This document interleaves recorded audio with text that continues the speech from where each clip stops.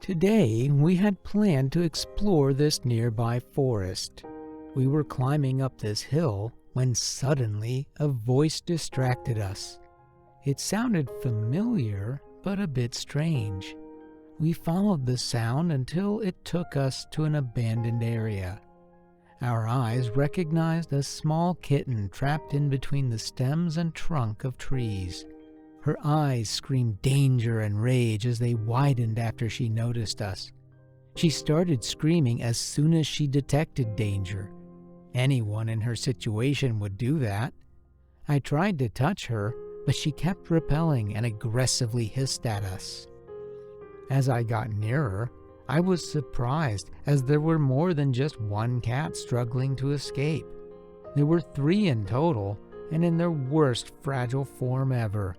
This is cruelty to its limit. Why would someone abandon these poor souls in the middle of nowhere? It really made me sad. I helped them out by taking away the firewood that kept them trapped, only for them to run away from me. But the other yellow cat remained firm to defend itself.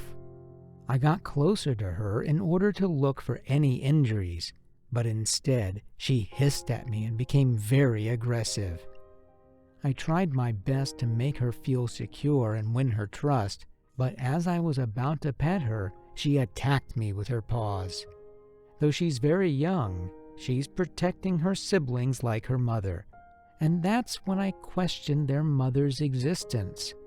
Is she even alive? Nevertheless, I kept on trying to make them comfortable.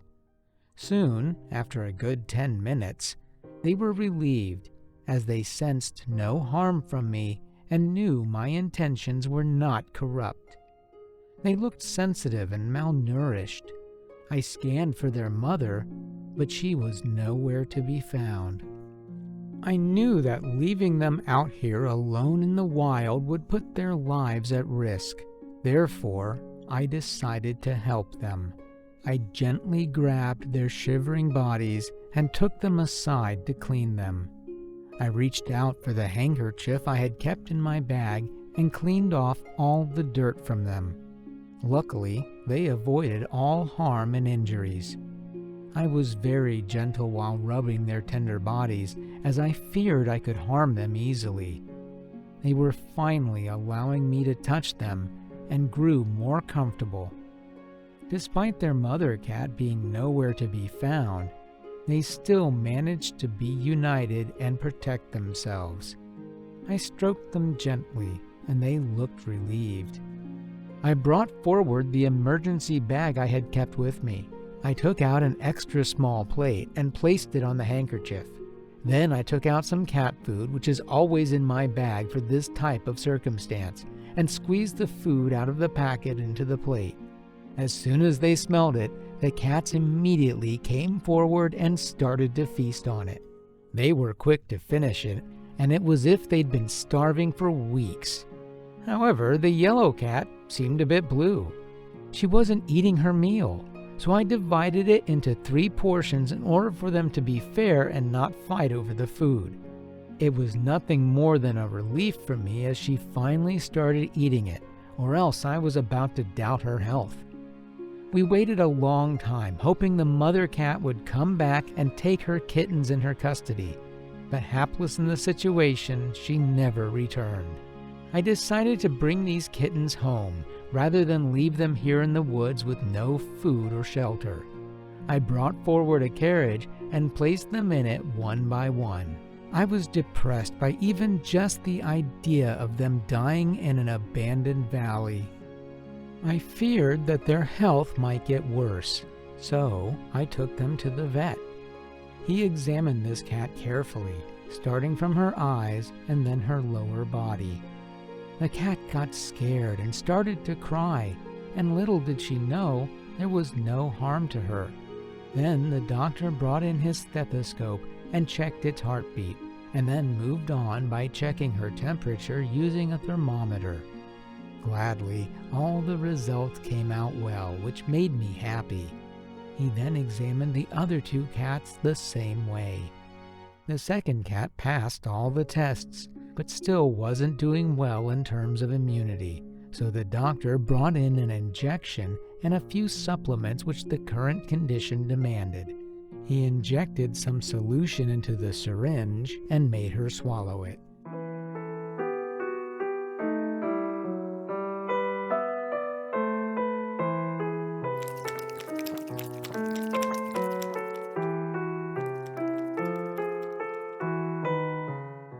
It was now the last kitten's turn. While examining his eyes, the doctor noticed something there. He quickly took a cotton bud and dusted off all the dirt surrounding his eye area before he could get a possible eye infection.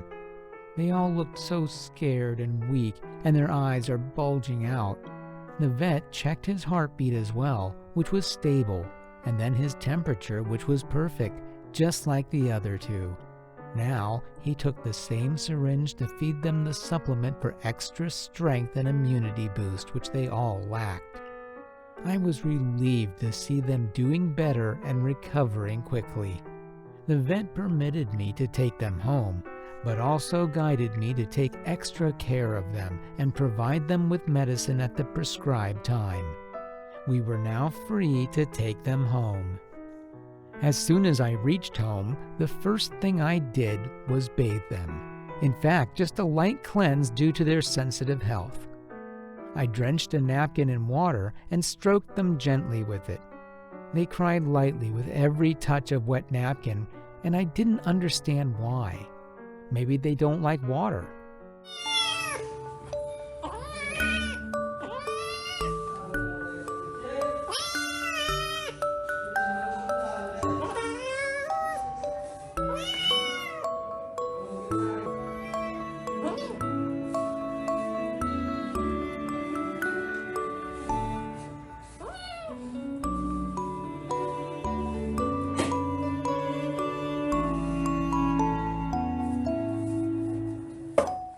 Nevertheless, I did the same with the other cats until they were fully sanitized and clean.